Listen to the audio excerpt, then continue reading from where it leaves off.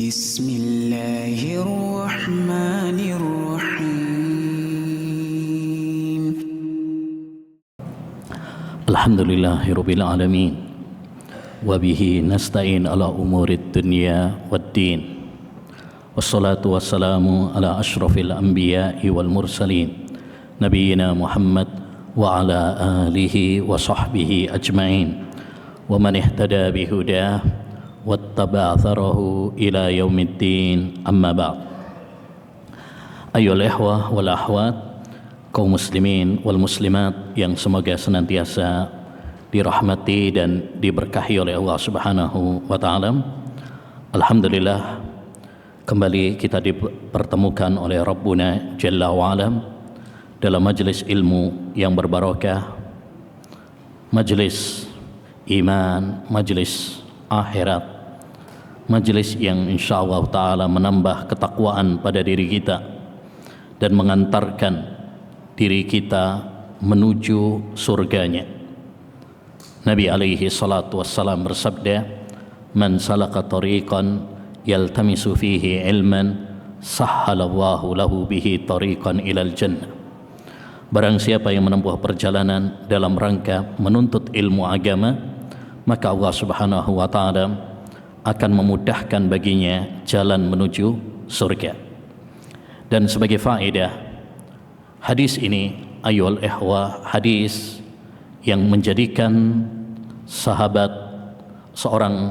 sahabat Nabi alaihi salatu wassalam, yaitu Abu Ayyub al-Ansari, melakukan perjalanan jauh dari Madinah ke Syam, Damaskus, hanya untuk mendengar satu hadis ini, yaitu man salaka tariqan yaltamisu fihi ilman sahhalallahu lahu bihi tariqan ilal jannah. Ini menunjukkan bagaimana semangatnya para ulama salaf dahulu. Mereka melakukan perjalanan yang jauh, bahkan berhari-hari, bahkan bisa sampai berbulan-bulan hanya untuk mendapatkan satu hadis. Dan kisah-kisah mereka sangat banyak, dikumpulkan oleh Al-Khatibul Baghdadi rahimahullah dalam kitabnya Ar-Rihlatu fi Talabil Hadis. Rihlah, yakni melakukan perjalanan jauh untuk mencari hadis. Ya, seperti yang dilakukan oleh Nabi Musa, melakukan perjalanan jauh untuk belajar kepada Khidir. Demikian juga sahabat Jabir bin Abdullah yang melakukan perjalanan dari Madinah ke Syam. Demikian juga sahabat-sahabat Nabi, demikian juga para tabi'in, bahkan para ulama-ulama salaf dahulu. Oleh karenanya kata Imam Ahmad, ar-rihlatu fi talabil ilm sunnatu man salaf. Melakukan perjalanan jauh untuk menuntut ilmu itu adalah sunnahnya, kebiasaan para ulama-ulama salaf dahulu. Ya, makanya Imam Bukhari sampai gurunya lebih dari 1000. Bahkan Imam Al-Hakim, ya, gurunya lebih dari 5000. Berkeliling dunia untuk mencari ilmu, mencari hadis, ya, tentunya semua itu dengan perjuangan, pengorbanan, kesabaran, karena ilmu tidak diraih dengan kemalasan. Yahya bin Abi Katsir pernah mengatakan, la yunalul ilmu birahatil jasad. Ilmu tidak diraih dengan badan yang santai-santai. Ya, ilmu butuh perjuangan, butuh pengorbanan, butuh kesabaran. Nah, ikhwani wa akhwati fillah rahimani wa rahimakumullah, insyaallah taala kita akan lanjutkan kembali setelah libur 2 kali. Kita akan lanjutkan kembali pembahasan kita tentang al-ghurar fi mauqufil athar, 40 athar dari sahabat Nabi sallallahu alaihi wasallam, karya Syekh Saleh bin Abdullah Al-Utsaimin hafizahullah taala wa ra'ah. Kita telah sampai pada athar yang ke-26. Bismillahirrahmanirrahim. Athar yang ke-26, an Aisyah radhiyallahu anha annaha qalat.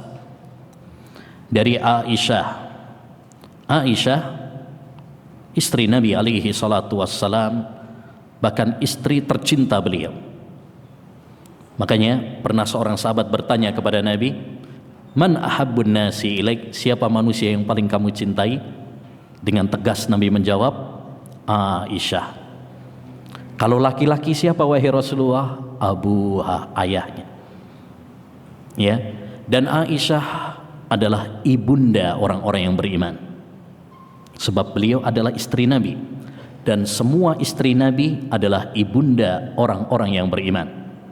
Sebagaimana dalam Al-Quran surat Al-Ahzab ayat 3, wa azwajuhu ummahatuhum, dan istri-istri Nabi adalah ibunda bagi orang-orang yang beriman. Maka siapa yang tidak mengakui istri Nabi sebagai ibunya, berarti dia bukan orang yang beriman. Seperti orang-orang Syiah tidak mengakui Aisyah sebagai ibunya, tidak mengakui Hafsah sebagai ibunya, bahkan mengkafirkan, melaknatnya, maka mereka bukanlah orang-orang yang beriman. Makanya pernah ditanyakan kepada Aisyah, wahai ibunda, ada sebagian kaum tidak mengakui engkau sebagai ibundanya, ya, tidak mengakui bahwa engkau adalah ibunya. Maka Aisyah menjawab, benar, karena saya hanyalah ibu bagi orang-orang yang beriman, bukan ibunya orang-orang munafik. Bukan ibu bagi orang-orang munafik. Dan Aisyah putri dari sahabat Nabi, sahabat karib beliau, Abu Bakar As-Siddiq. Makanya gelar Aisyah As-Siddiqah bintus Siddiq. Beliau adalah orang yang jujur, putri dari orang yang jujur, yaitu Abu Bakar As-Siddiq. Dahulu Masruq itu seorang tabi'in, muridnya Aisyah. Masruq itu artinya yang dicuri. Kenapa dia dinamakan Masruq? Karena dulu ketika bayi dicuri, makanya dinamai Masruq. Masruq apabila meriwayatkan hadis dari Aisyah, dia mengatakan apa? Haddatsatni as-siddiqatu bintu siddiq al-mubarra'atu minas sama. Menceritakan kepadaku Siddiqah, yakni Aisyah, putri dari as-siddiq, yaitu Abu Bakar as-Siddiq, al-mubarra'atu minas sama, wanita yang dibela oleh Allah SWT, dibebaskan oleh Allah dari tuduhan zina dari atas langit. yakni Aisyah dulu pernah dituduh, digosipkan oleh orang-orang munafik bahwa dia berbuat zina. Ya, gosip itu berkembang dan sebagian orang-orang yang beriman mempercayai gosip tersebut, isu tersebut. Ya, turunlah ayat Al-Qur'an akhir surat An-Nur membela ibunda Aisyah dari tuduhan tersebut. Oleh karenanya para ulama sepakat, siapapun yang menuduh ibunda Aisyah berzina maka dia kafir. Sepakat para ulama. Ya, kalau menuduh wanita-wanita yang lain itu dosa besar, tapi tidak sampai mengeluarkan pelakunya dari Islam. Tapi kalau menuduh Aisyah berzina, kafir. Kenapa? Karena dia berarti melawan Allah Subhanahu wa taala. Karena berarti dia menentang Al-Qur'an. Karena Al-Qur'an telah menegaskan bahwa Aisyah ya bersih dari tuduhan tersebut. Ya. Dan ibunda Aisyah dikenal dengan tawadhu'nya, kecerdasannya, ya, dan dikenal juga dengan sodakohnya, kedermawanannya dan lain sebagainya.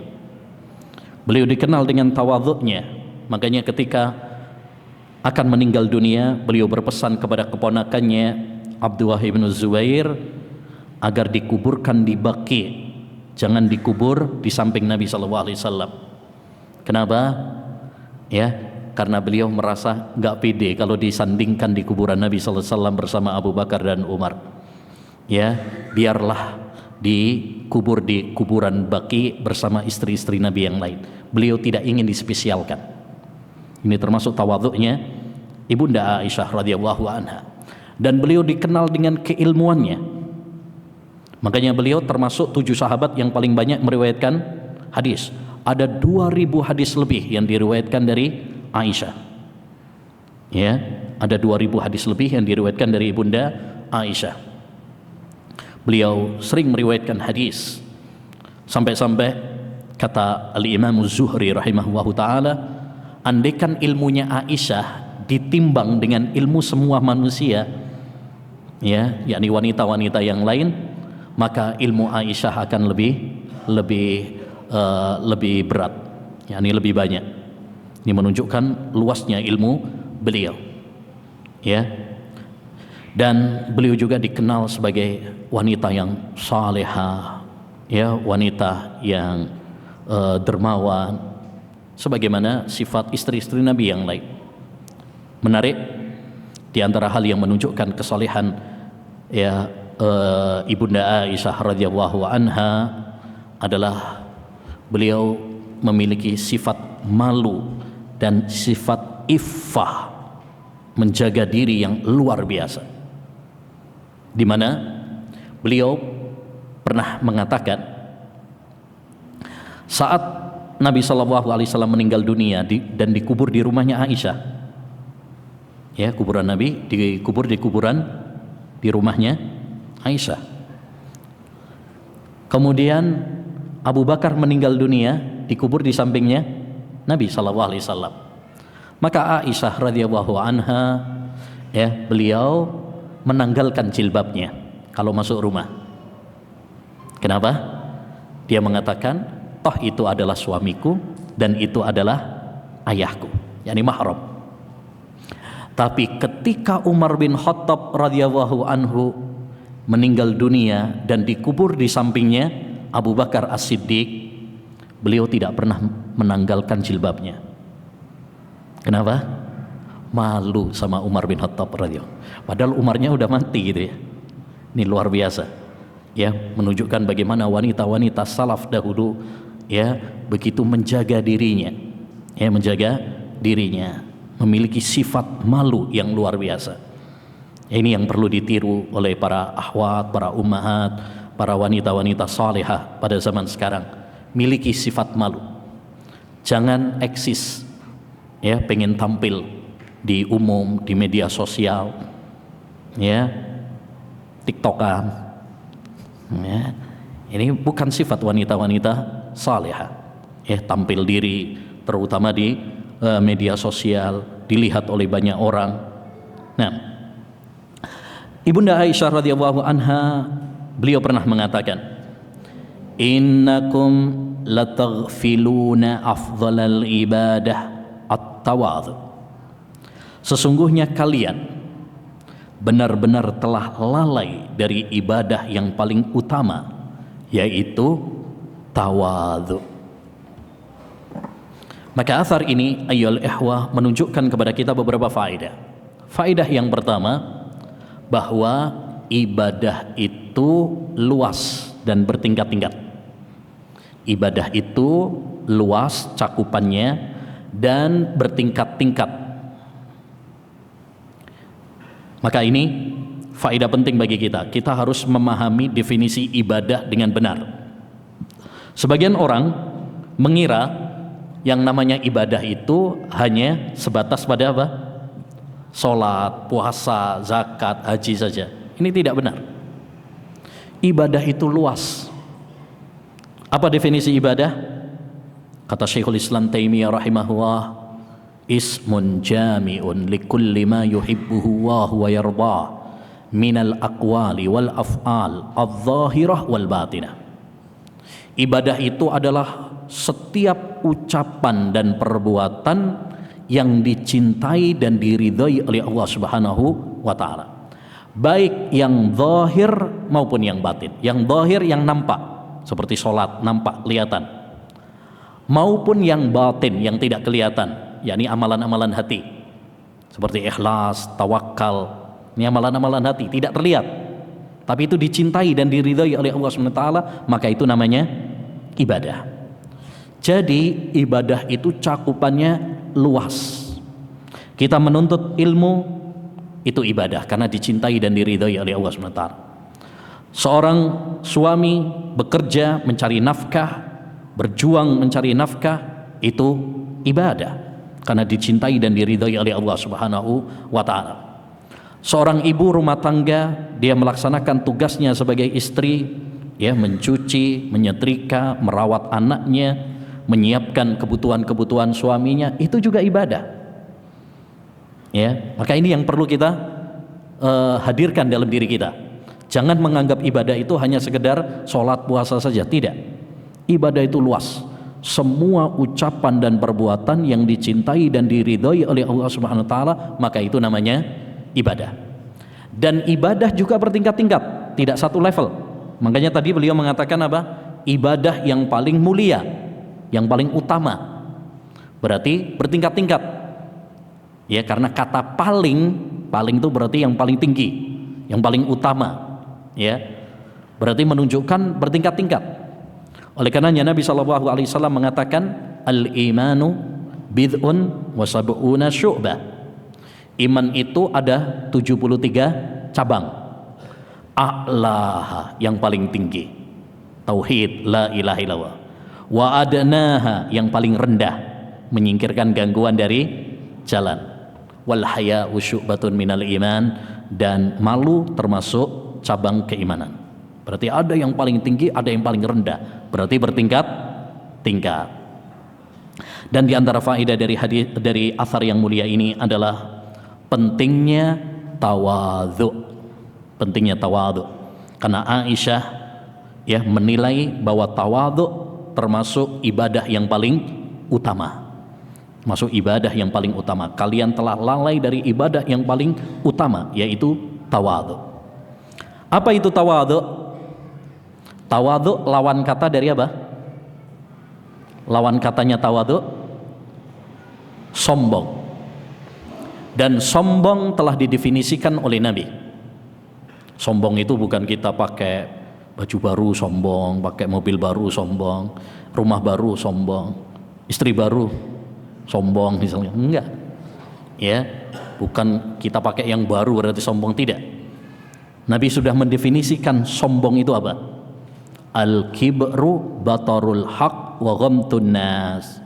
Sombong adalah kamu menolak kebenaran dan merendahkan manusia. Merendahkan manusia. Itu sombong. Sombong adalah menolak kebenaran. Ini sombong kepada Allah SWT. Yang kedua, merendahkan manusia. Ini sombong kepada makhluk. Baik. Kalau sombong adalah menolak kebenaran dan merendahkan manusia, berarti tawadhu lawannya. Apa itu? Ya, tawadhu adalah menerima kebenaran dan menghormati manusia. Itu namanya tawadhu. Makanya tawadhu terbagi menjadi dua. Yang pertama, tawadhu kepada Allah Subhanahu wa taala, yaitu dengan menerima kebenaran dari siapapun yang menyampaikan kebenaran kepada kita. Walaupun yang menyampaikan kebenaran tersebut adalah lebih muda, lebih kecil dari kita, anak kita misalkan. Kita sebagai orang tua misalkan ditegur oleh anak kita sendiri. Mungkin kita pernah minum pakai tangan kiri misalkan. Anak kita negur, "Pi, kok makannya pakai tangan kiri?" Kan ada hadisnya, kalau makan pakai tangan kiri atau minum pakai tangan kiri menyerupai setan. Nah, kadang sebagian orang tua diingatkan oleh anaknya seperti itu, emosi. Siapa kamu? Anak kecil masih, ya, ingusan, negur bab ayah, ya, bilang menyerupai setan. Berarti kamu menganggap ayah setan. Ngas. Ya, kadang-kadang kita tadi sombong, menolak kebenaran karena yang menyampaikan adalah anak kita. Nah, ini nggak boleh. Kalau kita tawadhu, berarti kita akan menerima kebenaran, tidak melihat siapa yang menyampaikan. Bahkan walaupun yang menyampaikan adalah musuh kita. Dalam sebuah hadis, Abu Hurairah radhiyallahu an pernah beliau nangkep setan, ya kan, setannya menjelma gitu ya, ditangkap ya karena dia mencuri harta zakat. Ternyata setannya mengatakan, mau nggak kamu saya ajari sebuah bacaan, kalau kamu membacanya setan nggak akan bisa mendekatimu. Apa itu? Ayat kursi. Ayat kursi disampaikan kepada Nabi SAW.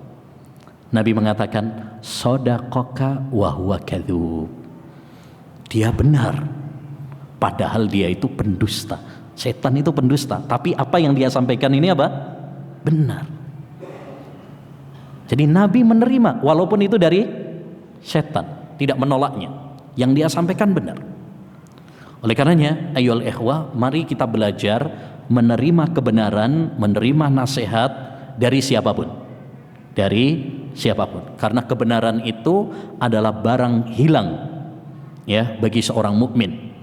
Dimanapun dia mendapatinya, dia akan mengambilnya, ya, memungutnya. Baik. Yang kedua, tawadhu kepada manusia, yaitu dengan menghormati makhluk, menghormati manusia, tidak menganggap dirinya lebih hebat daripada mereka. Ya, ini tawadhu adalah tatkala kita tidak menganggap diri kita lebih hebat daripada orang lain. Ya, tidak menganggap bahwa diri kita lebih baik daripada orang lain. Ini namanya tawadhu. Sehingga kita menghormati orang lain, kita memuliakan orang lain. Bahkan walaupun orang lain tersebut dia pendosa misalkan, jangan menganggap diri kita lebih hebat daripada mereka. Karena bisa jadi kita ujub, ya, sehingga dimurkai oleh Allah Subhanahu wa taala, sedangkan saudara kita pendosa tersebut diampuni oleh Allah Subhanahu wa taala dengan istighfarnya dan taubatnya. Maka jangan pernah kita menganggap diri kita apa? Lebih hebat, lebih mulia daripada orang lain. Dan ini perlu ayyul ikhwah, ya, melatih diri kita. Karena setan sering menghinggapi pada diri kita bahwa ya kita ini lebih hebat daripada dia. Lihat orang lain, oh kamu lebih baik daripada dia. Maka ini perlu kita latih pada diri kita, yaitu tawadhu. Baik tawadhu kepada Allah Subhanahu wa taala maupun tawadhu kepada makhluk.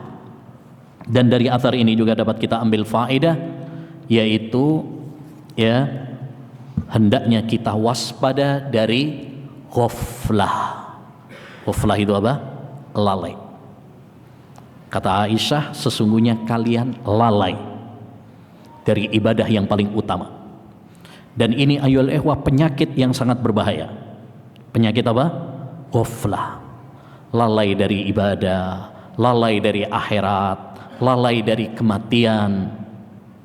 Allah Subhanahu wa taala berfirman dalam surat Ar-Rum ayat 7, ya, tentang orang-orang kafir, ya'lamuna zahiran minal hayatid dunya wahum anil akhirati hum ghafilun.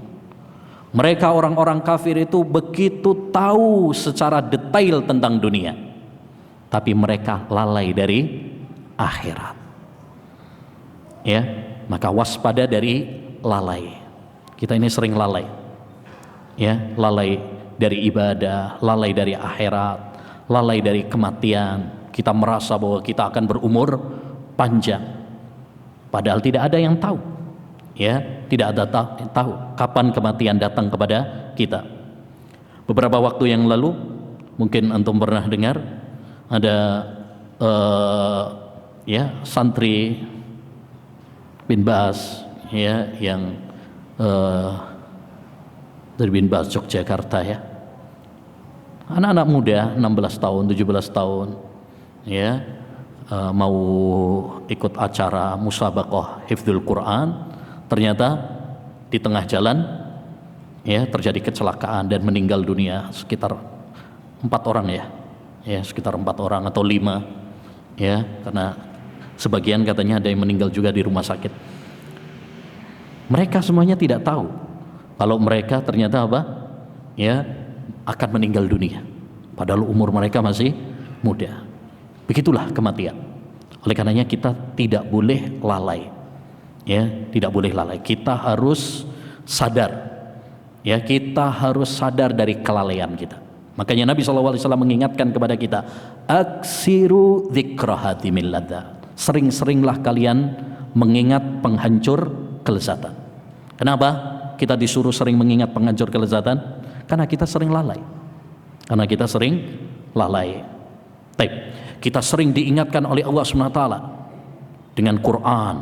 Kita diingatkan oleh Allah SWT dengan bencana-bencana, dengan tsunami, dengan gempa, dengan banjir, dengan COVID.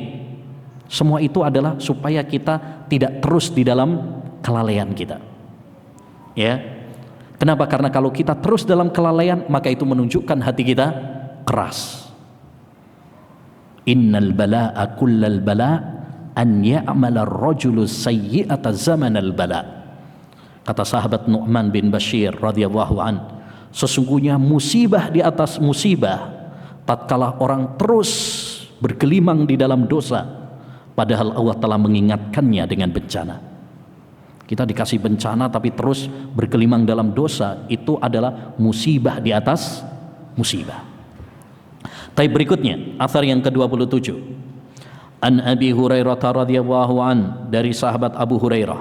Abu Hurairah sering ya, kalau kita membaca hadis-hadis Nabi sering ya kita dapati sahabat Abu Hurairah masyhur dengan kunyahnya.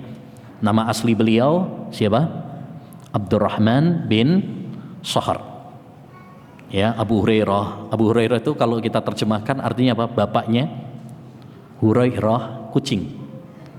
Ya, beliau dikunyahi dengan Abu Hurairah karena beliau dulu suka kucing. Ya, suka banget sama kucing, makanya dipanggil dengan ya Abahir sama Nabi, wahai ayahnya kucing. Ya, ayahnya kucing. Sehingga dikenal dengan Abu Hurairah. Ya, taib. Abu Hurairah nama aslinya Abdurrahman bin Sakhar. Beliau adalah seorang sahabat yang paling banyak meriwayatkan hadis. Sekitar 5.237 hadis yang diriwayatkan dari sahabat Abu Hurairah. Yang juara pertama ini. Makanya beliau gelarnya Rawiyatul Islam. Perawi Islam. Ya, karena beliau yang paling banyak meriwayatkan hadis. Padahal beliau ini seorang sahabat yang belakangan masuk Islamnya. Dibandingkan dengan sahabat-sahabat Nabi yang lain, beliau ini termasuk belakangan. Ada yang mengatakan sebelum Khaybar, ada yang mengatakan setelah Khaybar. Ya. Sehingga beliau hidup bersama Nabi SAW itu nggak lama sebenarnya. Hanya sekitar 3 tahun atau 4 tahun, karena tadi ada perselisihan ya, kapan Islamnya. Apakah sebelum Khaybar ataukah setelah Khaybar. Jadi beliau hidup bersama Nabi SAW sekitar cuman 3 tahun atau 4 tahun saja. Tapi beliau Masya Allah meriwayatkan banyak hadis. Kenapa ikhwan? Satu, berkat doanya Nabi. Karena Nabi pernah doakan beliau supaya kuat hafalannya. Tidak ada yang beliau dengar dari Nabi SAW kecuali beliau menghafalnya. Makanya hafalannya kuat Abu Hurairah itu. Yang kedua, karena kesungguhan beliau. Ya, beliau apa istilahnya mulazamah, sering di Masjid Nabawi, sehingga beliau termasuk apa? Ahlu Suffah yang tinggal di Masjid Nabawi. Ya, bahkan kadang kelaparan, beliau pernah pingsan karena lapar, nggak ada yang dimakan. Ya. Beliau datang ke rumah istri-istri Nabi untuk mendengar, mengorek hadis-hadis dari Nabi Sallallahu Alaihi Wasallam. Ini perjuangan. Ini memberikan faedah kepada kita apa? Bahwa ya ilmu yang didapatkan oleh seseorang itu tidak hanya karena lamanya, tetapi ya satu tentu taufik dari Allah SWT. Yang kedua adalah apa? Kesungguhan. Orang misalkan cuma 3 tahun belajar tapi sungguh-sungguh bisa mengalahkan orang yang belajar 10 tahun tapi males-malesan. Ya, Orang belajar 10 tahun tapi malas-malasan, nggak dapat apa-apa dia, atau dapatnya dikit. Tapi kalau 3 tahun dia serius, ya, dia bisa mendapatkan ya ilmu yang banyak. Seperti Abu Hurairah, hanya 3 tahun tapi ilmunya sangat banyak sekali, hadis dari Nabi SAW. Kata sahabat Abu Hurairah, yubsiru ahadukumul qadata fi aini ahi wa yansa al-jid'a fi aini nafsih. Salah seorang di antara kalian dapat melihat kotoran di mata saudaranya, sementara dia tidak melihat batang pohon kurma di depan matanya sendiri. Athar ini mirip banget dengan peribahasa Indonesia. Ada yang tahu peribahasa apa? Hah? Gajah di pelupuk mata kelihatan, kuman di seberang lautan tak terlihat, gitu ya? Kebalik. Oh ya, ya, kuman di seberang lautan ya kelihatan, tapi gajah di pelupuk mata nggak kelihatan. Maksudnya apa itu peribahasa itu? Itu mirip dengan ucapan Abu Hurairah ini. Yakni orang terkadang dia lalai dengan aibnya dia sendiri, padahal aibnya banyak, ya. Tapi kalau aib orang lain, aib saudaranya, sekecil apapun dia tahu. Yani sebagian orang, maksudnya beliau ini, sebagian orang sibuk mencari-cari kesalahan orang lain, tapi dia lupa dengan aib dia sendiri. Ya, maka athar ini memberikan kepada kita beberapa faedah. Faedah yang pertama, bahwa manusia itu tempatnya salah, tempatnya kekurangan. Kita semuanya banyak salahnya, kita semuanya banyak aibnya. Ya, hanya saja Allah SWT terkadang menutupi aib kita, ada sebagian yang dibongkar aibnya oleh Allah SWT. Ya, sebagian ulama pernah mengatakan, andaikan Allah SWT membongkar aib kita, maka tidak ada seorang pun yang mau duduk di sebelah kita. Sebagian ulama yang lain mengatakan, andaikan aib kita itu memiliki bau, aroma, maka tidak ada seorang pun yang mau duduk-duduk dekat kita. Ya, jadi kita semuanya punya apa? Salah, punya kekurangan, punya aib. Ya, maka jangan mencari kesempurnaan pada diri kita, pada orang lain, keluarga kita, teman kita. Ya, nggak ada yang sempurna. Man talaba akhon bila aibin baqiya bila ahid. Kata sebagian ulama, siapa yang mencari teman tanpa salah, tanpa aib, maka dia nggak akan punya teman. Karena nggak ada teman yang nggak punya salah, itu nggak mungkin. Kita pingin istri kita nggak ada salahnya, nggak mungkin. Ya, pasti semua orang itu punya kekurangan, punya kesalahan. Ya. Yang kedua di antara faedah dari athar ini adalah anjuran bagi kita untuk sibuk dengan aib kita sendiri, ya, mengoreksi, memperbaiki. Makanya sebagian sahabat, Anas bin Malik pernah mengatakan, idza aradta an tadhkura aiba ahik fadhkur aiba nafsik. Kalau kamu pengen untuk menyebutkan aib saudaramu, maka ingatlah aibmu dulu. Sebelum kita sibuk dengan aib orang lain, sibukkan diri kita untuk memperbaiki apa? Aib diri kita sendiri. Jangan sampai kita sibuk dengan aib orang lain tapi lupa dengan aib kita sendiri. Sebagian orang Masya Allah, ya, sebagian orang Masya Allah kayak seperti wasit, lari ke sana kemari hanya untuk mencari kesalahan, ya, biar dikasih kartu kuning dan kartu merah. Ya, sebagian orang seperti itu.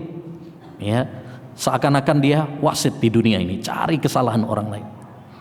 Ya, dan ikhwan, satu kaidah yang sering disebutkan oleh para ulama dan ini sering kita ingatkan, al jazaa'u min jinsil amal.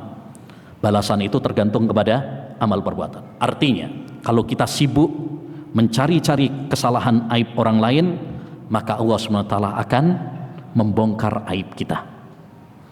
Sebagaimana man satara musliman satarahullah, siapa yang menutupi aib saudaranya maka Allah akan menutupi aibnya.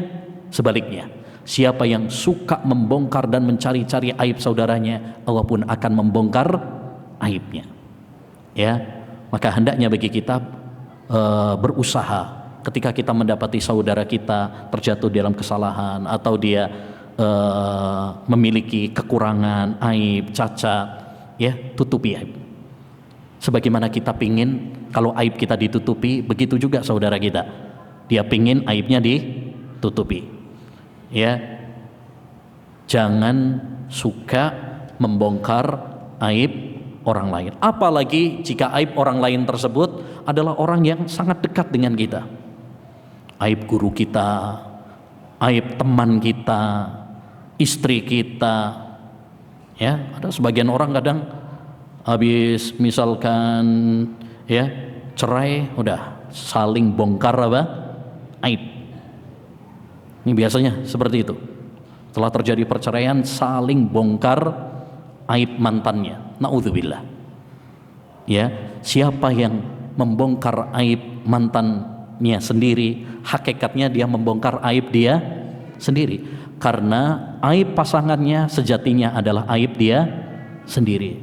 Ya, maka hendaknya bagi kita untuk berusaha sibuk dengan aib kita sendiri, jangan sibuk dengan aib orang lain. Baik, insyaallah taala nanti kita lanjutkan pada pembahasan setelahnya, setelah salat insyaallah.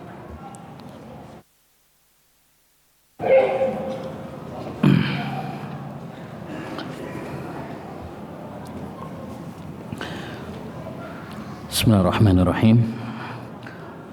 Alhamdulillah wassalatu wassalamu ala Rasulillah wala haula wala quwata illa billah, amma ba'd. Kita lanjutkan athar yang ke-28. An Utsman ibni Abil As radhiyallahu anhu annahu qala, dari sahabat Utsman bin Abul As, semoga Allah Subhanahu wa taala meridhoinya, beliau pernah mengatakan, sa'atun lid dunya wa sa'atun lil akhirah. Ada waktu untuk perkara dunia. Yani ada waktunya kita untuk perkara-perkara dunia, kerja mencari nafkah, ya, bersenang-senang dengan keluarga. Ini untuk urusan dunia. Wasa'atun lil akhirah, dan ada saatnya, ada waktunya untuk perkara akhirat, untuk ibadah kepada Allah Subhanahu wa taala, untuk sholat, untuk membaca Quran, untuk bermunajat dengan Allah Subhanahu wa taala. Wallahu a'lamu ayya dzalika yaghlibu alaina. Allah lebih tahu manakah dari keduanya yang mengalahkan kita, yakni kita lebih dominan untuk dunia ataukah lebih dominan untuk akhirat. Allah Maha tahu. Kita lebih prioritas untuk dunia ataukah lebih prioritas untuk akhirat. Waktu kita lebih banyak untuk dunia ataukah lebih banyak untuk akhirat. Faqala lahu Mutarrif, lalu Mutarrif, seorang perawi, berkata kepada beliau. Mutarrif ini seorang tabi'in, ya, seorang tabi'in, mengatakan kepada beliau, yakni Utsman bin Abul As, "Dhahabtum bid dunya wal akhirah." Kata Mutarrif, engkau telah berhasil membawa keduanya, yaitu membawa dunia sekaligus membawa akhirat. Karena Utsman bin Abil As seorang sahabat, ya, maka dia memuji Utsman bin Abil As sebagai seorang sahabat Nabi yang telah berhasil membawa dunia dan berhasil juga membawa akhirat. Faqala, lalu kata Utsman bin Abil As, la dirhamun yusibuhu ahadukum min jahdin fayadha'uhu fi haqq afdalu min asrati alafin yunfikuhu ahaduna faidhan an faid. Sungguh satu dirham yang diperoleh oleh salah seorang dari kalian dengan kerja keras, lalu dia letakkan pada tempatnya, lebih utama daripada 10 dirham yang kami infakkan secara tumpah ruah.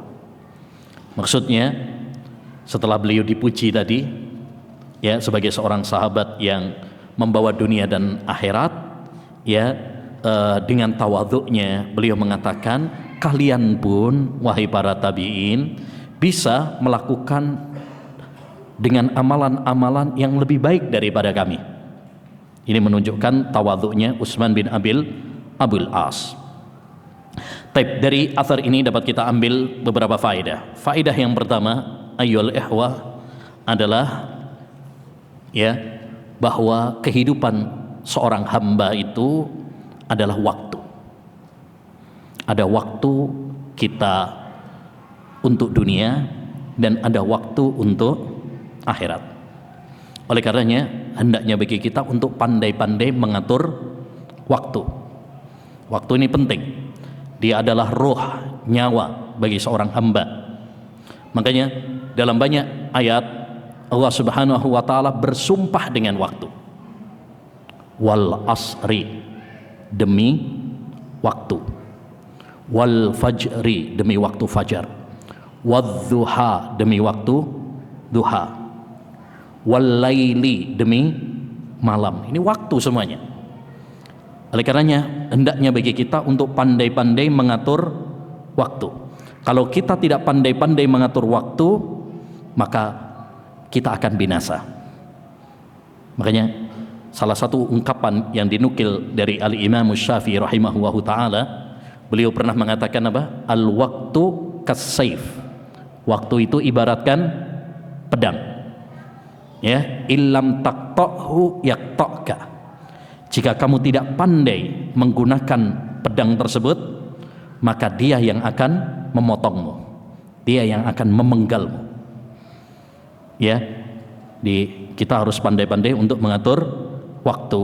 Daqatu qalbil mar'i qailatun innal hayata daqaiqu wa thawani. Kata Ahmad Syauqi ini seorang penyair Mesir. Dia mengatakan, ya, hati seorang hamba itu mengetuk seraya mengatakan, sesungguhnya kehidupan ini adalah ya menit dan detik. Ya, oleh karenanya kita harus pandai-pandai mengatur waktu kita dengan sebaik-baiknya.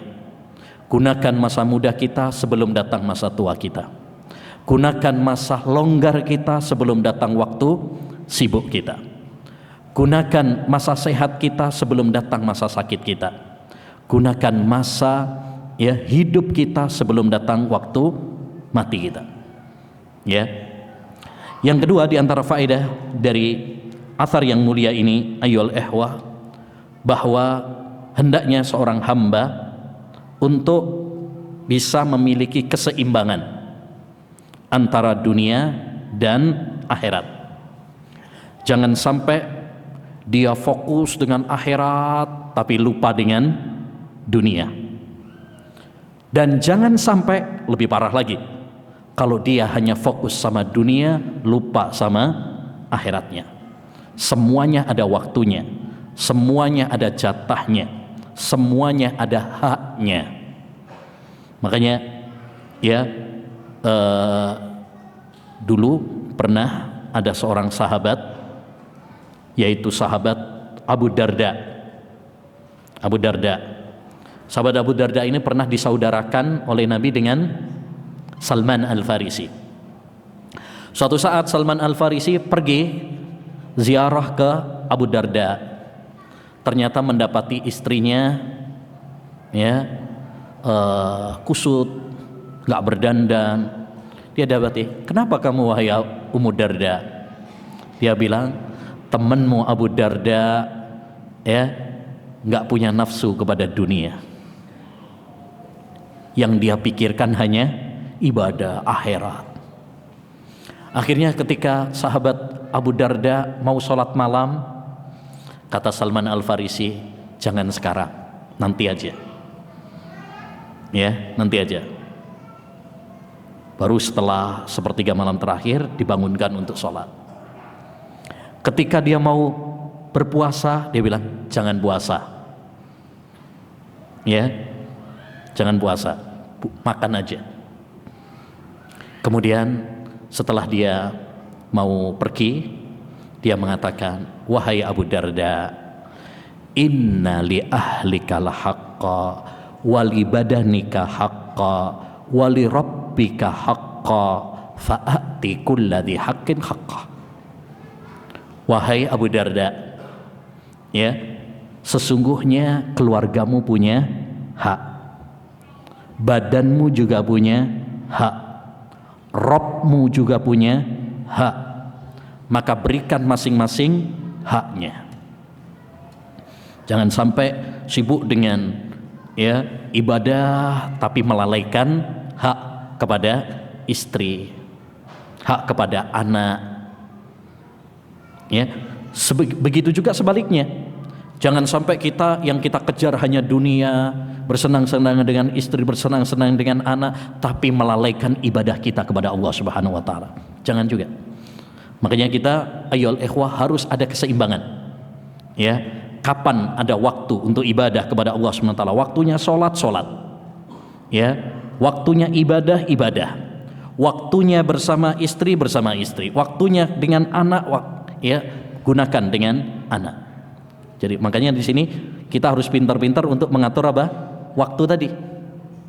Ya, bagaimana kita memperbaiki hubungan dengan Allah Subhanahu wa taala, tapi juga kita harus memperbaiki hubungan kita dengan sesama manusia. Ya, maka orang yang cerdas adalah orang yang pintar mengatur waktu.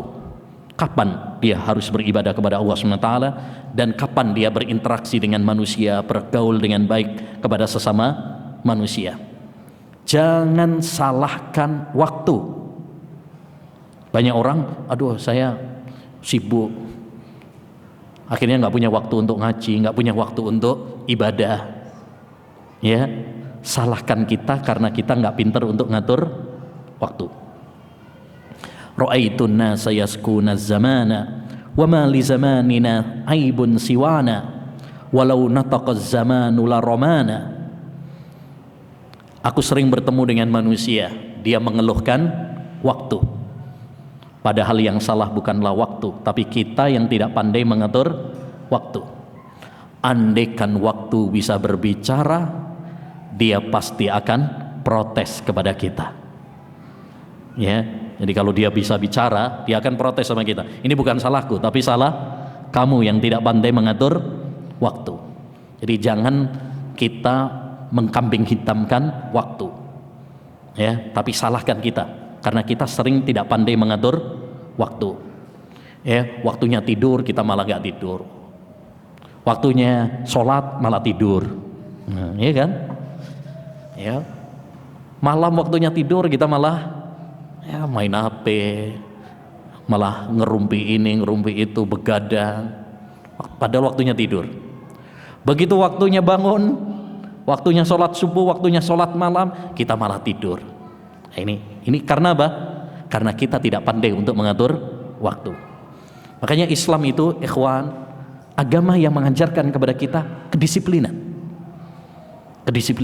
Islam itu sangat disiplin. Makanya perhatikan, setiap ibadah itu ada waktu yang ditentukan. Sholat ada waktunya, puasa ada waktunya, kapan kita sahur, kapan kita berbuka, sholat kapan kita memulai, kapan habis waktu sholat, itu ada waktunya. Haji juga demikian, ditentukan waktunya. Ya, menunjukkan bahwasanya ya Islam itu agama yang disiplin. Ya, nah, jadi jangan anggap kedisiplinan itu hanya ada di bangku-bangku sekolah umum saja, tidak. Kalau kita mengikuti aturan agama Islam, Islam itu disiplin. Ya, karena kedisiplinan itu adalah sunnatullah. Lihat matahari nggak pernah terlambat. Ya, waktunya terbit ya terbit, waktunya terbenam ya terbenam. Ya, begitu seorang muslim. Ya, hendaknya dia pandai untuk mengatur waktu dan disiplin. Dan di antara faedah dari athar yang mulia ini adalah anjuran bagi kita ayyuhal ikhwah untuk ya sibuk dengan hal-hal yang bermanfaat. Sibukkan diri kita dengan hal-hal yang bermanfaat dan tinggalkan diri kita dari hal-hal yang tidak bermanfaat. Ini salah satu wasiat Nabi sallallahu alaihi wasallam. Ya, beliau pernah mengatakan min husni islamil mar'i tarkuhu ma la yakni. Termasuk kebaikan Islam seseorang adalah meninggalkan hal-hal yang tidak ada manfaatnya. Sehingga ketika kita mau melakukan sebuah aktivitas, melakukan suatu perbuatan, lihat dulu ini manfaatnya apa untuk dunia saya, untuk akhirat saya. Kalau memang itu memberikan manfaat baik untuk dunia kita, seperti kerja, itu kan bermanfaat untuk dunia kita, atau bermanfaat untuk akhirat kita, ya, bisa menambah pahala di usia kedua kita, ya, sebagai tabungan pahala di akhirat kita, maka bismillah, lakukan, ya, semangat. Tapi kalau memang nggak ada manfaatnya untuk dunia kita, nggak ada manfaatnya untuk akhirat kita, ngapain kita habisin waktu untuk hal-hal yang tidak ada manfaatnya? Ini banyak orang sekarang, ya, melakukan hal-hal menyibukkan dirinya dengan hal-hal yang tidak ada manfaatnya. Ya, kata para ulama, tanda Allah Subhanahu wa taala menginginkan kebaikan bagi seorang hamba tatkala dia sibuk dengan hal-hal yang bermanfaat. Dan tanda Allah tidak menghendaki kebaikan bagi seorang hamba tatkala dia sibuk dengan hal-hal yang tidak ada manfaatnya. Dan di antara faedah dari athar yang mulia ini adalah, ya, tawadhu'nya para sahabat. Ketika dia dipuji, kalian mendapatkan dunia dan akhirat, beliau tawadhu. Tidak, kalian pun bisa melakukan hal yang lebih baik daripada kami para sahabat. Ya, jadi kita bisa melakukan hal yang lebih baik dari apa yang dilakukan oleh para sahabat. Karena yang menjadi patokan itu bukanlah hidup di zaman Nabi atau tidak, tetapi yang menjadi patokan adalah amal apa yang kita lakukan. Itu yang menjadi patokannya. Walaupun seorang hidup di zaman Nabi, kalau nggak beriman dengan Nabi, nggak ada manfaatnya. Ya, Abu Talib, Abu Jahal, Abdullah bin Ubay bin Salul, mereka hidup di zaman Nabi SAW, tapi nggak ada manfaatnya. Bahkan mereka sering bertemu dengan Nabi, nggak ada manfaatnya. Sebagaimana tempat orang tinggalnya di Mekah, tinggalnya di Madinah, tapi nggak beramal soleh, nggak beriman, ya percuma.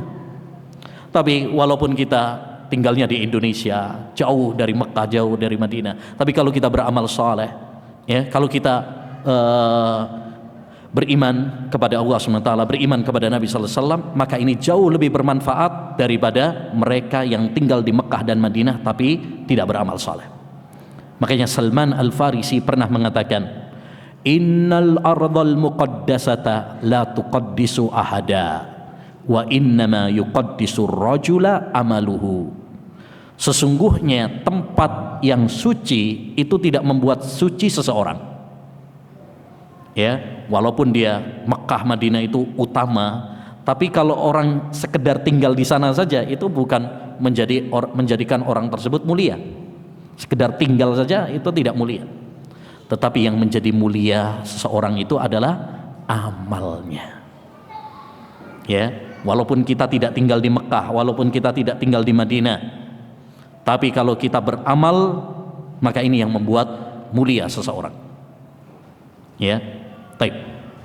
Makanya ayyuhal ikhwah rahimani wa rahimakumullah, hendaknya bagi kita untuk menyibukkan diri dengan hal-hal yang bermanfaat dimanapun kita berada. Dimanapun kita berada, baik di kota maupun di desa, ya, itu nggak penting. Antum mau di kota mau di desa, itu bukan perkara yang penting. Yang paling penting apa yang kita lakukan, baik di kota maupun di desa tersebut. Jadilah orang-orang yang berbarokah, bermanfaat dimanapun kita berada. Seperti dalam ayat Al-Quran, wa ja'alani mubarakan ainama kuntu. Allah menjadikan aku berbarokah dimanapun aku berada. Makanya lihat para sahabat, ada yang mereka itu sudah tinggal di Madinah, dan kita tahu Madinah tempat yang mulia. Tapi ada yang pindah, ada yang sudah tinggal di Madinah malah pindah ke Syam. Ada yang pindah ke Yaman. Ada yang sudah tinggal di Mekah. Ya, Mekah tempat yang paling dicintai oleh Allah SWT, malah pindah ke tempat yang lain. Ya, jadi kita di mana itu nggak terlalu penting. Tapi yang paling penting apa? Amal kita. Ini yang paling penting. Ya, dimanapun kita berada, hendaknya bagi kita menjadi orang-orang yang beriman kepada Allah SWT dan beramal saleh. Baik, berikutnya athar yang ke-29. An Shaddad bin Aus radhiyallahu anhu annahu qala lamma hadarathu al-wafah ahwafu ma akhafu alaikumur riya'u wasyahwatul hafiyah. Dari Shaddad bin Aus, semoga Allah SWT meridhoinya, beliau mengatakan tatkala akan meninggal dunia. Jadi ini wasiat ketika akan meninggal dunia. Dan orang ketika akan meninggal dunia biasanya akan berwasiat tentang hal-hal yang paling penting menurut dia. Nah, hal yang paling penting menurut dia itu tergantung. Ada orang yang misalkan berwasiat nanti mau meninggal dunia ini, dia pesan sama anaknya, ya, tolong jagain ibumu. Berarti apa? Hal yang paling penting bagi dia adalah dia sangat cinta kepada istrinya, makanya disuruh jagain ibunya.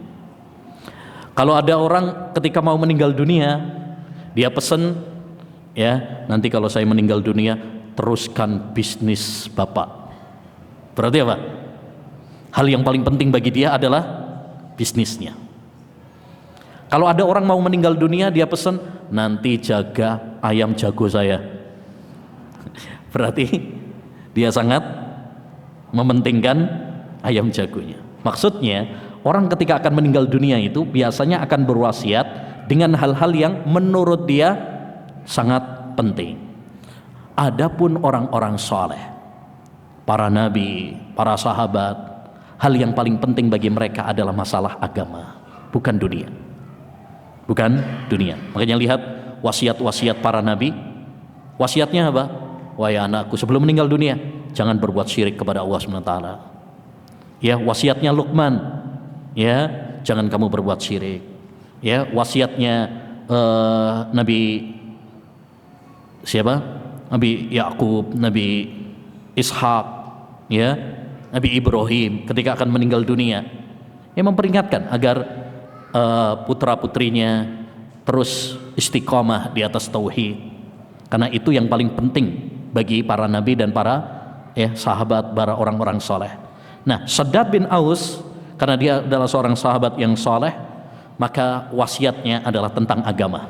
Ahwafu ma akhafu alaikumur riya'u wasyahwatul khafiyah. Yang paling aku takutkan menimpa kalian adalah riya dan syahwat tersembunyi. Ya, syahwat tersembunyi. Baik. Maka athar ini menunjukkan kepada kita beberapa faedah. Faedah yang pertama, takutnya orang-orang saleh menjelang kematian. Jadi orang-orang yang saleh ketika akan meninggal dunia itu apa? Mereka sangat takut kepada Allah Subhanahu wa taala. Ya, kenapa? Karena mereka tidak merasa aman. Ya, seberapa hebatnya kita selama kita masih bernafas, selama kita masih hidup, jangan pernah merasa aman dari fitnah. Ya, bahkan ketika kita akan meninggal dunia, setan itu akan menggoda, menggelincirkan kita. Karena setan nggak pernah tidur. Ya, kalau setan tidur nyaman kita, enak kita. Ya, tapi setan tuh nggak pernah tidur. Dia akan berusaha terus menggelincirkan kita, menyesatkan kita. Termasuk di detik-detik ketika seorang akan meninggal dunia. Makanya innamal a'malu bil khawatim. Sesungguhnya setiap amalan itu tergantung kepada penutup akhirnya, karena itu babak penentuan, babak final. Penentuan seseorang hamba ya itu adalah di ketika saat meninggal dunia. Makanya ini hal yang paling berat yang ditakutkan oleh para ulama-ulama salaf dahulu adalah saat ajal akan ya datang kepada mereka. Mereka sangat takut. Ya, takut kalau ternyata amal yang mereka sudah lakukan, mereka jaga, ternyata ya dalam sekejap ketika akan meninggal dunia terpeleset. Nah, yang kedua di antara faedah dari athar ini adalah tercelanya riya, karena ini yang paling ditakutkan oleh sahabat Shaddad. Bahkan ini yang ditakutkan juga oleh Nabi Muhammad SAW dalam hadis, hal yang paling aku takutkan kepada kalian adalah syirkul asghar, syirik kecil, yaitu riya. Bahkan Nabi SAW pernah mengatakan, hal yang paling aku takutkan kepada kalian lebih daripada Dajjal adalah syirik kecil, yaitu riya.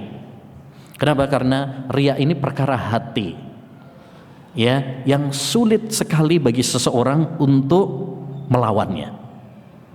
Karena masalah niat itu masalah yang sangat berat, karena dia berubah-ubah.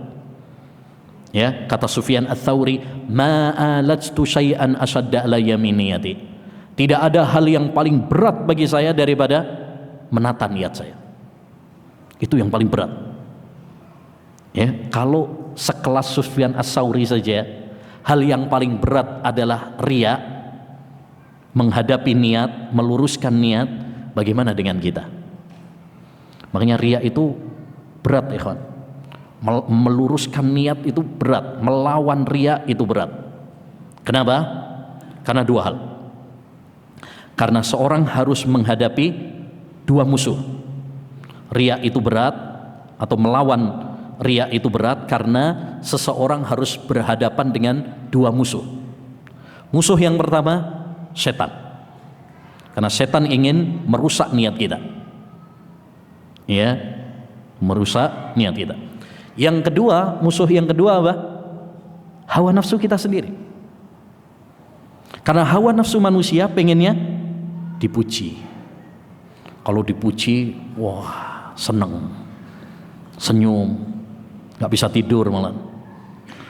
Tapi kalau dibully, nangis. Ini sifat manusia, ya. Maka kita harus berusaha melawan dua hal ini, melawan setan dan melawan hawa nafsu kita sendiri. Taib. Yang ketiga di antara faedah dari athar ini adalah tercelanya apa? Syahwat tersembunyi. Ya, syahwat tersembunyi. Apa itu syahwat tersembunyi? Ini banyak penafsiran dari para ulama as-salaf ya tentang syahwat tersembunyi. Ada yang mengatakan yakni popularitas, cinta popularitas. Ada yang mengatakan yakni kecintaan kepada perbuatan yang haram tatkala sendirian. Kelihatannya dia adalah orang soleh ketika dilihat oleh orang, tapi saat dia sendirian dia menerjang larangan-larangan Allah Subhanahu wa ta'ala. Ya, jadi ada yang menafsirkan syahwat tersembunyi itu apa?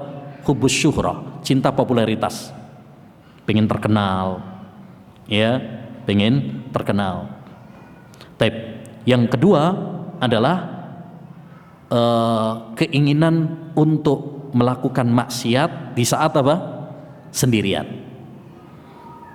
Ya, pas lagi banyak orang kelihatannya apa? Wali Allah Subhanahu wa ta'ala. Tapi ketika sendirian dia berubah menjadi wali setan. Ya, naudzubillah. Dan ini banyak terjadi. Ya, banyak terjadi. Makanya ujian yang sesungguhnya, ikhwan, adalah tatkala kita itu sendirian. Ujian yang sesungguhnya itu tatkala kita sendirian. Kenapa? Karena kalau kita itu dalam keramaian banyak orang misalkan, ya, orang masih punya malu, ya, punya malu. Tapi saat sendirian inilah ujian yang sesungguhnya. Apakah kita betul-betul takut sama Allah SWT? Ataukah kita takut sama manusia? Ya, makanya ujian seseorang itu tatkala kita sendiri, terutama pada zaman kita sekarang, di mana kita diuji dengan media sosial. Begitu gampang pada zaman kita sekarang untuk melakukan apa? Maksiat.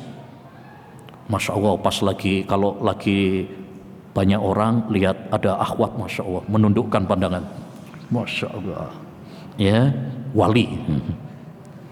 Tapi begitu di kamar sendirian, nah, ya, lihat perempuan-perempuan, ya, setengah telanjang, gambar-gambar, video-video, ya, dia malah menikmati, atau minimal tidak ada pengingkaran dalam hatinya.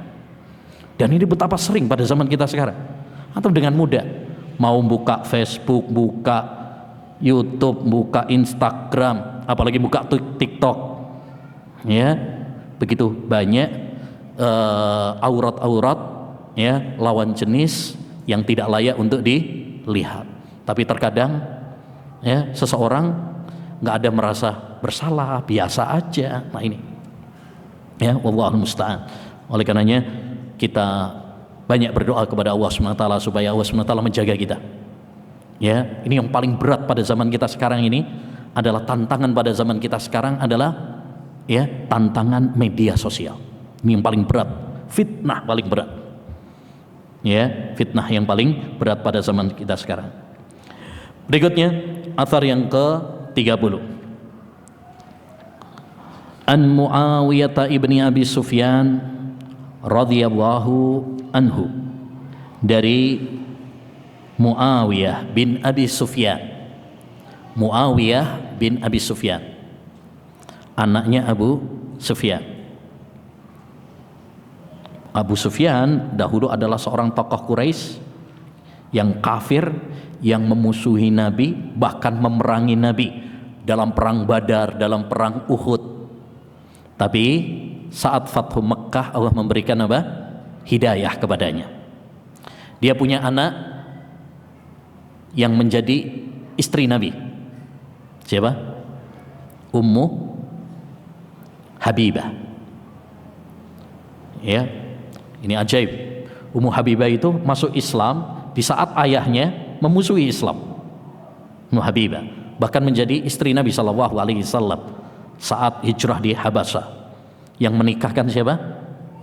Raja Najasyi dengan 400 dinar maharnya. Padahal istri-istri Nabi maharnya kecil, tapi khusus Ummu Habibah maharnya besar. Kenapa? Yang ngasih mahar Raja Najasyi, bukan Nabi SAW. Nah, beliau punya anak juga namanya Muawiyah. Muawiyah ini juga dahulunya kafir, kemudian Allah SWT memberikan hidayah sehingga pada saat Fathu Mekkah pun dia masuk Islam dan baik Islamnya. Bahkan beliau menjadi sekretaris Nabi. Muawiyah itu salah satu sekretaris Nabi SAW, sekretaris yang menulis wahyu, menulis surat untuk Nabi SAW, itu Muawiyah. Maka ini salah satu keutamaan sahabat Muawiyah. Dan beliau yang menjadi khalifah setelah Ali bin Abi Thalib. Ya, ada dulu perselisihan terjadi antara Muawiyah dengan Ali bin Abi Thalib, tapi sikap kita Ahlus Sunnah wal Jamaah terhadap perselisihan yang terjadi di antara mereka adalah apa? Menahan lisan-lisan kita. Jangan mencela Ali, jangan mencela juga Muawiyah. Kita doakan yang terbaik untuk keduanya, karena mereka memiliki ijtihad masing-masing. Idza dzukira ashabi fa'amsiku, apabila disebutkan para sahabatku maka tahan lisan kalian, kata Nabi sallallahu alaihi wasallam. Oleh karenanya jangan sampai kita mencela sahabat Muawiyah seperti yang banyak dalam kitab-kitab sejarah. Ini harus diwaspadai. Dalam sebagian kitab-kitab sejarah, bahkan termasuk buku-buku sejarah yang ada di kurikulum sebagian anak-anak kita, itu ada celaan-celaan kepada sahabat Muawiyah. Digambarkan bahwa dia haus darah, ya, musuh bebuyutan Ali bin Abi Thalib dan sebagainya. Ini adalah racun orang-orang Syiah yang begitu benci kepada sahabat Muawiyah. Ya, sikap kita adalah mencintai semua para sahabat. Tidak boleh bagi kita mencela para sahabat, termasuk Muawiyah. Termasuk Muawiyah karena dia sahabat. Ya, Nabi bersabda, "Man sabba ashabi fa alaihi la'natullah wal malaikah wan nasi ajmain." Siapa yang mencela para sahabatku, ya, maka baginya adalah laknat Allah dan laknat para malaikat dan laknat semua manusia. Jadi kita nggak boleh mencela, ya, para sahabat, termasuk Muawiyah bin Abi Sufyan. Adapun perselisihan yang terjadi antara beliau dengan Ali bin Abi Thalib, sikap kita seperti tadi, yaitu kita serahkan kepada Allah Subhanahu wa taala, kita mendoakan ampunan untuk keduanya, baik Ali bin Abi Thalib maupun Muawiyah, ya, dan kita menahan lisan kita dari mencela salah satunya, baik Ali maupun Muawiyah, ya. Qala, beliau mengatakan, semoga Allah meridhai keduanya. Keduanya karena Muawiyah sahabat, Abu Sufyan juga adalah sahabat karena dia masuk Islam walaupun dahulunya memusuhi Nabi, ya, tapi beliau masuk Islam. Annahu qala, bahwasanya Muawiyah pernah mengatakan, la hilma illa tajribah yu'iduha salasan. Tidak ada sikap lemah lembut kecuali dengan latihan, ya. Yu'iduha salasan, beliau mengulangi ucapan ini sebanyak 3 kali. Taib. Ungkapan ini diungkapkan oleh Muawiyah yang tentunya beliau sudah, istilah orang apa, makan, ya, banyak garam, ya, istilahnya sudah melalui pengalaman. Beliau tadi perang Jamal, perang Siffin, ya, banyak pengalaman. Artinya ini ungkapan yang keluar dari seorang yang berpengalaman. Dia mengatakan apa? Tidak ada kelemah lembutan kecuali dengan, ya, latihan, percobaan. Artinya lemah lembut itu bukan sulapan. Orang lahir kemudian langsung lemah lembut, itu enggak. Tapi lemah lembut itu apa? Ya, orang itu bisa menjadi lemah lembut dengan dia melatih dirinya, membiasakan.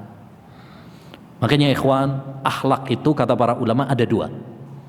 Ada akhlak yang sifatnya jibillah. Akhlak yang jibillah itu apa? Turunan.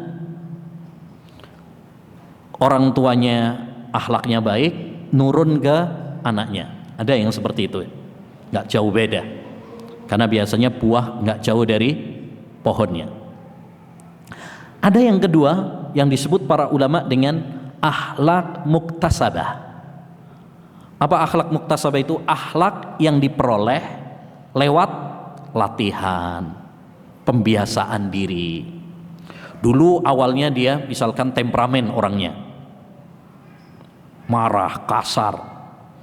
Tapi setelah dia belajar, setelah ngaji, bergaul dengan orang-orang soleh, ya, sehingga dia apa? Menjadi orang yang lembut. Binatang saja yang tadinya buas bisa berubah menjadi jinak kalau dilatih, ya kan? Ada binatang-binatang buas seperti singa, ya, ular, itu bisa loh dijinakkan kalau dilatih. Kalau binatang saja bisa dijinakkan, apalagi manusia. Ya, mestinya kita bisa apa? Membiasakan diri kita dengan akhlak-akhlak yang mulia, termasuk apa? Lemah lembut. Jangan bilang saya sejak dulu memang akhlaknya kayak gini kok, temperamen, keras orangnya. Kalau mau nerima ya alhamdulillah, nggak nerima ya sudah. Seakan-akan nggak bisa dirubah, nggak benar. Akhlak itu bisa dirubah, akhlak bisa dirubah. Ya, selama kita berusaha membiasakan diri, ya bisa dirubah. Makanya Nabi mengatakan apa? Innamal ilmu bitta'allum wal hilmu bittahallum. Ilmu itu dengan dipelajari, lemah lembut itu dengan membiasakan diri untuk lembut. Ya, memang perlu latihan, nggak gampang, tapi perlu latihan. Ya, perlu latihan. Yang kedua, di antara faedah dari athar ini adalah pentingnya pengalaman, pentingnya latihan. Makanya kita harus mengambil pelajaran dari pengalaman diri kita atau pengalaman orang lain. Ada sebagian orang mengatakan apa? Pengalaman itu adalah guru terbesar. Makanya Nabi mengatakan la yuldahul mu'min fil juhri marratain. Seorang mukmin itu jangan sampai masuk lubang dua kali. Maksudnya harus cerdas. Kalau dia sudah pernah terjerumus dalam satu lubang, jangan sampai masuk lagi untuk kedua kalinya. Dia harus mengambil pelajaran. Antum misalkan ini dalam masalah bisnis misalkan. Pernah gagal dalam sebuah bisnis. Misalkan pernah bisnis ini terus gagal. Taib. Apa yang antum harus lakukan? Evaluasi. Ya, jadikan itu sebagai apa? Pelajaran. Jangan sampai antum ya begitu lagi, kan gitu. Kalau dalam urusan dunia saja kita akan melakukan evaluasi, mengambil pelajaran dari pengalaman yang terjadi, maka demikian juga dalam masalah agama. Dalam masalah agama kita harus mengambil pelajaran dari diri kita, pengalaman dari orang lain. Jadikan itu sebagai ibrah, pelajaran. Ya, karena segala sesuatu itu adalah hakikatnya adalah pelajaran dalam hidup kita. Tinggal kita cerdas mengambil pelajaran atau tidak. Ya, kata seorang penyair, idza kanal mar'u dza fikrah fa fi kulli syai'in lahu ibrah. Jika seorang itu cerdas, maka segala sesuatu yang ada di sekitarnya akan menjadi ibrah, pelajaran baginya. Jadi hal-hal, peristiwa-peristiwa yang ada di sekitar kita hakikatnya adalah pelajaran dalam hidup kita. Tinggal kita mau mengambil pelajaran tersebut atau tidak. Pelajaran nggak mesti pelajaran di sekolah saja. Pelajaran hidup ini apa? Banyak. Kita bisa saja gagal dalam pelajaran sekolah, tapi jangan ya gagal dalam pelajaran hidup. Baik. Demikian ayyuhal ikhwah wal akhwat rahimani wa rahimakumullah yang bisa kita bahas pada kesempatan kali ini. Insyaallah taala nanti kita lanjutkan pada pertemuan berikutnya. Baik, sebelum kita tutup, kita kasih pertanyaan. Untuk akhwat dulu. Tadi kita sampaikan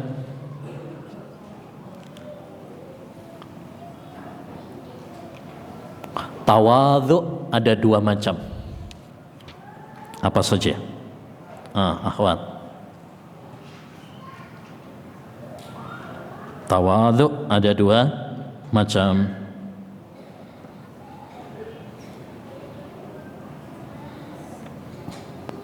Tes. Ya.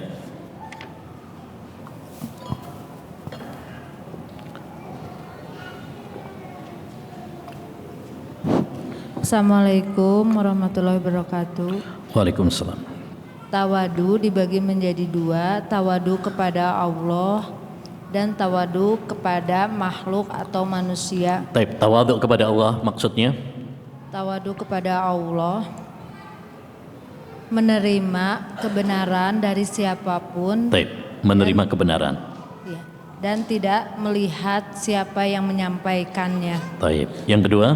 Tawadu kepada manusia, menghormati manusia atau makhluk, tidak menganggap diri kita lebih hebat dari orang lain. Nah, ahsan. Tidak merasa diri kita lebih baik, lebih hebat daripada orang lain. Ahsan. Barakallahu fiik. Taib. Yang kedua, akhwat, Abu Hurairah hidup bersama Nabi Sallam berapa tahun dan berapa hadis yang dia riwayatkan dari Nabi?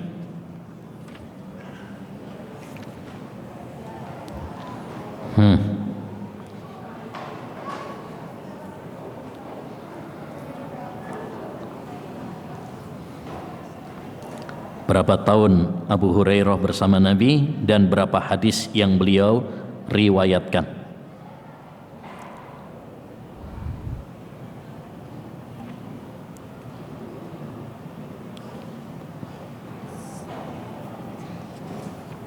Bismillah. Ya. Beliau bersama Rasulullah SAW selama 3 tahun. 3 tahun. Dan hadis yang diriwayatkan 3 atau berapa? Atau 4? 3 Ya, ada perselisihan. 3 tahun atau 4 tahun. Baik. Dan kalau hadisnya? Yang diriwayatkan sebanyak 5.000 lebih hadis. 5.237. 5.000 lebih ya. 5.237. Nah, ahsan. Barakallahu fiik. Sekarang untuk ikhwan. Tadi kita sampaikan menata niat atau melawan ria itu berat. Kenapa?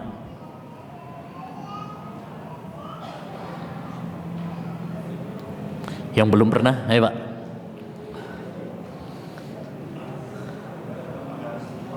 Karena harus menghadapi 2 lawan. Siapa aja tuh? Pertama setan. Nah, yang kedua hawa nafsu. Kenapa hawa nafsu? Karena hawa nafsu manusia pengennya selalu dipuji. Nah, nggak mau dibully ya. Dibully nangis. Taib ahsan, barakallahu fiik. Taib, yang kedua. Ayo Pak, fadhal. Taib, pertanyaan kedua untuk ikhwan. Tadi ucapan Abu Hurairah, seorang di antara kalian melihat kotoran di mata saudaranya sementara dia melupakan batang pohon kurma di depan matanya sendiri. Mirip dengan peribahasa Indonesia kita. Apa? Ayo Pak, apa peribahasanya? Apa? Kuman di mana? Di got. Kuman di seberang lautan kelihatan. Gajah di pelupuk mata nggak kelihatan ya. Emang dia buta, makanya nggak kelihatan. Ya Pak, masya Allah, barakallahu fiik. Wassallallahu wasallam ala nabiyina Muhammad wa ala alihi wa sahbihi ajmain. Kita tutup dengan doa kafaratul majlis. Subhanakallahumma bihamdika asyhadu an la ilaha illa anta astaghfiruka wa atubu ilaih. Assalamualaikum warahmatullahi wabarakatuh.